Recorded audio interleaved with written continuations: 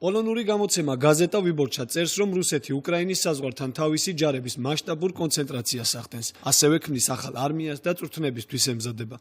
გამოცემა ანონიმურ წყაროზე დაყრდნობით იმასაც წერს, რომ უკრაინის საზღვართან 200,000 ჯარისკაცის განლაგება და სარაკეტო და საჰაერო ძალების კონცენტრაციაც იგეგმება. ცოტა ხნის წინ რუსეთის თავდაცვის მინისტრმა ისიც განაცხადა, რომ მალე სამხედრო წვრთნები კავკაზ 2016 დაიწყება. სამხრეთ სარდლობის დაქვემდებარებაში ყოფის შენაერთები ასე მართული არის საქართველოს წინააღმდეგაც. ეს არის ეგრწებული 58 არმია, ეს არის 59 არმია. საფრთხე არსებობს, თუმცა რას გადაწყვეტს რუსეთი ამის პირდაპირ პროგნოზირება სპეციალისტებისთვის ძნელია. როგორც სპეციალისტი სამხედრო საკითხებში ვახტანგ მაისაია ამბობს, არ არის გამორიცხული, რომ ჩრდილოელი მეზობელი კონფრონტაციაზე წავიდეს და პროვოკაცია მოაწყოს.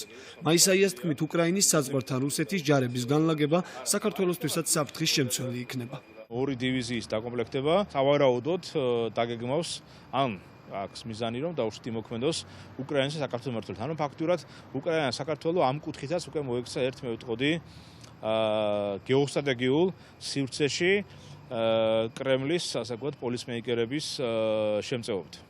ყოფილი პარლამენტარი პეტრე მამრაძე არ გამორიცხავს, რომ რუსეთის ეს ქმედება მორიგი ბლეფი იყოს. პეტრე მამრაძე ამბობს, რომ ამ ნაბიჯით პუტინი რუსეთში რეიტინგის აწევას ცდილობს. მისი თქმით, რუსეთის მხრიდან საფრთხე ყოველთვის არსებობდა და დღესაც არსებობს, თუმცა საქართველოს ხელისუფლება ამ საფრთხის ასაცილებლად პრაგმატულ ნაბიჯებს დგამს.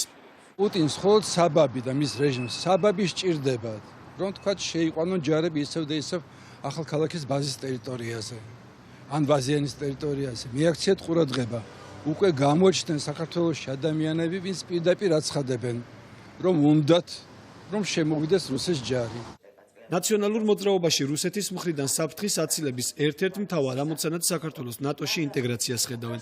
სერგო რატიანის განცხადებით, რუსეთის ყველა ნაბიჯი სხვა ქვეყნებში არეულობის შესატანადაა მიმართული. მოძრაობა სახელმწიფო ხალხისთვის წევრი ხათუნა ლაგაზიძე 2008 წლის აგვისტოს ომს იხსენებს და აცხადებს, რომ საარჩევნო პერიოდში გააქტიურებას რუსეთი ყოველთვის ცდილობს, რაც საფრთხილოა. ესაძლოა ბალტიის ქვეყნები დადგნენ რუსული ექსპანსიის საფრთხის წინაშე, მით უფრო მოწყვლადები ვართ ჩვენ ამ საფრთხის მიმართ. განსაკუთრებით უკვე მე რამდენად ხდება, როდესაც საერთაშორისო მნიშვნელობის ღონისძიებების, მათ შორის ოლიმპიადების პირობებში რუსეთი ახდენს ამა თუ იმ ქვეყნის ტერიტორიის მიტაცებას. რუსეთი ჩამოყალიბებულია როგორც ანტიდასავლური ძალა, რომელიც საფრთხეს უთმობს მთელ ცივილიზებულ სამყაროს და ის საფრთხეს წარმოადგენს ყველა თავის მეზობლისთვის.